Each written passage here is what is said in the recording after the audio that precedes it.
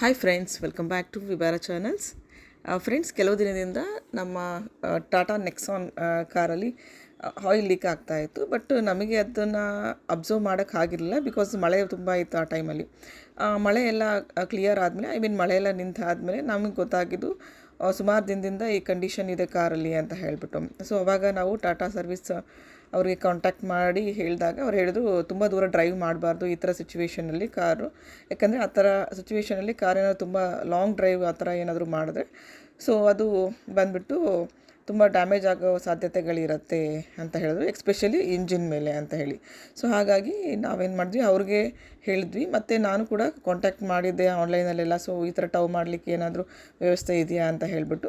So specifically ಟವ್ ಮಾಡೋದಂತ ಹೇಳಿದ್ರೆ like ಹ್ಯಾಂಗ್ ಮಾಡ್ಕೊಂಡು ಹೋಗೋದು ಇರುತ್ತೆ. ಬಟ್ ನಾವು ಈ ಥರ ಪ್ರಿಫರ್ ಮಾಡಿದ್ವಿ, ಸೊ ದಟ್ ಕಾರ್ನೇ ಒಂದು ಲಾರಿಯಲ್ಲಿ ಹಾಕಿ ಕಳಿಸೋ ಅಂಥದ್ದು, ಸೊ ದಟ್ ಕಾರು ಕೂಡ ಏನೂ ಡ್ಯಾಮೇಜ್ ಆಗೋದಿಲ್ಲ ಅಂತ ಅಂದ್ಕೊಂಡು.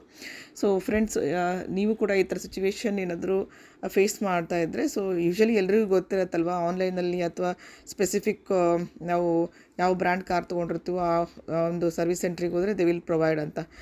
ಸಮ್ಟೈಮ್ಸ್ ಏನಾಗ್ಬಿಡುತ್ತೆ, ಇಲ್ಲಿ ಯಾವುದೋ ರೋಡಲ್ಲಿ ಆಗ್ಬಿಡುತ್ತೆ ಸಡನ್ನಾಗಿ. ಸೊ ಎಲ್ಲೋ ಬೇರೆ ಕಡೆ ಇರ್ತೀವಿ ಆ ಟೈಮಲ್ಲಿ ಕೂಡ ನಮಗೆ ರೋಡ್ ಸ್ಪೆಸಿಫಿಕ್ ಸರ್ವಿಸ್ ಸೆಂಟರ್ಸ್ ಕೂಡ ಇರುತ್ತೆ ಫ್ರೆಂಡ್ಸ್. ಸೊ ಅವ್ರು ಅಲ್ಲಿಗೆ ಬಂದುಬಿಟ್ಟು ಟೋ ಮಾಡ್ಕೊಂಡು ಕೂಡ ಹೋಗ್ತಾರೆ ಫ್ರೆಂಡ್ಸ್. ಓಕೆ, ಬಟ್ ಸ್ವಲ್ಪ ಕಾಸ್ಟ್ಲಿ ಕೂಡ ಇರುತ್ತೆ ಅದು. ಹಾಗಾಗಿ ಸೊ ಫ್ರೆಂಡ್ಸ್, ಈ ಮಾಹಿತಿ ನಿಮ್ಗೆ ಉಪಯೋಗ ಆಗಿದೆ ಅಂದ್ಕೊಂಡಿದ್ದೀನಿ.